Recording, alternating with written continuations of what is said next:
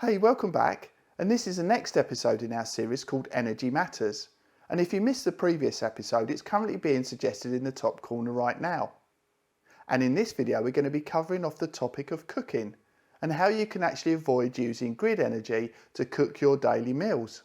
So as I continue on my quest to stop using my gas cooker and actually start using more of the energy that I've captured from the sun, I'm actually going to go through the individual appliances that I've been using to try and give you an idea and actually suggest ones that I haven't got round to getting yet. So first up, it's got to be the microwave. And I get a lot of questions from viewers on microwaves and how they can be used with portable power solutions. So that's portable power stations or just using batteries and inverters. But this one comes up more times than not. So microwaves are not quite as straightforward as they originally appear, as in when they're advertised with their cooking power. So when you see a wattage figure, say 700, 800 watts, maybe when you're scrolling through Amazon or any other online site, or even looking in the shops, you'll notice this figure and you'll think that's actually how much power they use at the plug. Well, that's not the case. So typically what a microwave can use from the plug can be up to 400 plus watts more than what its advertised cooking power is. So I'm just going to put up on screen just to show you what mine consumes. So as you can see, in terms of cooking power, it's between 750 and 800 watts. And in terms of input from the plug, it's anywhere between 12 and 1250 watts. So it's fine if you still want to use a microwave, but you're going to need a larger and potentially more costly system, even if you go the DIY route. So what I've tried to do is focus on appliances that run under 1000 watts. Because this gives you greater choice in the portable power market and suits a larger budget range as well. So next on the list is my food steamer. So for certain meals I can avoid using the gas hob altogether. So I like steamed vegetables, you can steam rice, you can steam fish and pretty much anything else that comes in the steaming cookbook. But the good thing about this is it's actually rated up to 800 watts. It typically consumes about 750 watts when it's running. So for example, if you're going to run that for an hour, that would consume 750 watt hours. But typically I run it between 30 or 40 minutes. So if we say run it for 30 minutes, divide that 750 watt hours in half. So it consumes about 375 watt hours when I'm just doing a bit of veg. So next on the list, it has to be my 750 watt toaster oven. Now this has enabled me to stop using my gas oven and my gas grill on most occasions. So now I only need to use my gas oven or my gas grill when things are too large to fit in the toaster oven. Okay, so it does take a bit of getting used to, but you can adapt the cooking times and temperature, and it is a small space, so it actually doesn't use as much electricity as I originally expected.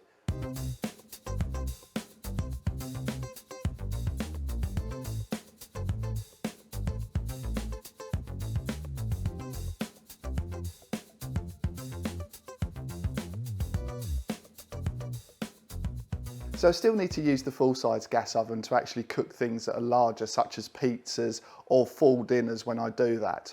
But I've cooked everything in this toaster oven, from basically salmon, which you need to be careful again with cooking temperatures so you don't dry it out, right through to sausages or heating up any kind of pastries, including pies.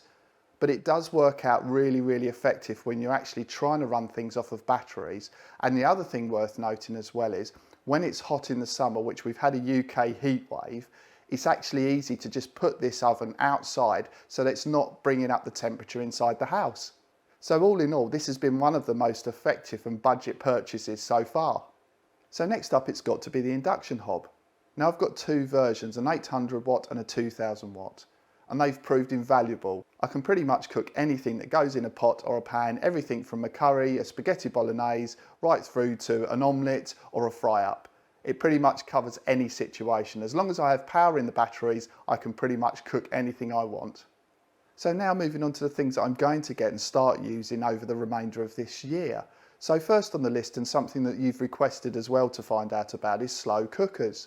Now I know they come in a variety of powers and they're really good for just putting one pot meal in and just leaving it there to cook all day. So I'll be getting on and giving you the feedback once I get hold of one of those and actually start to use it in earnest. So another one that I need to look at in future is also pressure cookers. Now I've had a number of questions from your good selves as well on how they would run on portable power. So I'm going to continue the search, but I'm going to look for things that are under 1000 watts if I can, and obviously feedback in a future video. So next on my list to get has to be a sandwich toaster. Now these are sometimes overlooked and can offer a really good snack alternative, and they generally run under 1000 watts, so would fall into this bracket of working with more portable power options. So this one is one that I'm going to get and I'm going to try out very soon. So something that's been growing in popularity and I've got more questions on in terms of running on portable power is air fryers.